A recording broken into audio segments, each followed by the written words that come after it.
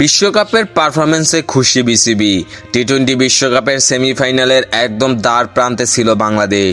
আফগানিস্তানের বিপক্ষে 12.1 ওভারে জিতলেই প্রথমবারের মতো বিশ্বমঞ্চের শেষ চারে জায়গা করে নিত লাল সবুজের প্রতিনিধিরা। তবে ইতিহাস গড়া হয়নি। সুপার 8 থেকে শূন্য হাতেই সাকিব শান্তদের ফিরতে হয়।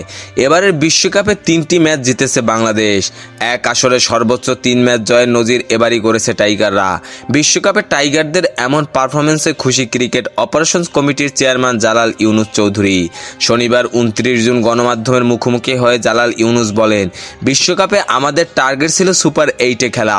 আমরা টার্গেট অ্যাচিভ করতে পেরেছি, তার জন্য সবাই খুশি। এদিকে বোলারদের কল্যাণী এবারের বিশ্বকাপে রেকর্ড 3 ম্যাচ জিতেছে টাইগাররা।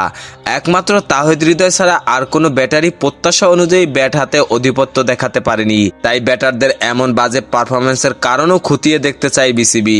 এ নিয়ে জালাল ইউনুসের মন্তব্য, টপ অর্ডার টানা ব্যর্থ হয়েছে বলেই আমরা ব্যাটিংয়ে ভালো করতে পারিনি। ব্যাটিংয়ে এভাবে ফেল করতে আমি কখনো দেখিনি। হয়তো একজন করেছে, আরেকজন ওই জায়গায় গিয়ে কভার দিয়েছে।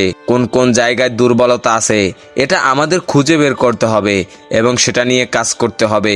অন্যদিকে এবারের বিশ্বকাপে দুর্দান্ত পারফর্ম করা রিশাদ হোসেন 7 ম্যাচে 25 ওভার হাত ঘুরিয়ে 14 উইকেট শিকার করেন, যা বাংলাদেশিদের মধ্যে এক বিশ্বকাপে সর্বোচ্চ উইকেটের রেকর্ড। তাকে নিয়ে জালাল ইউনুসের ভাষ্য, দুর্দান্ত বোলিং করেছে আমাদের পেসার ও স্পিনাররা, বিশেষ করে রিশাদ হোসেন।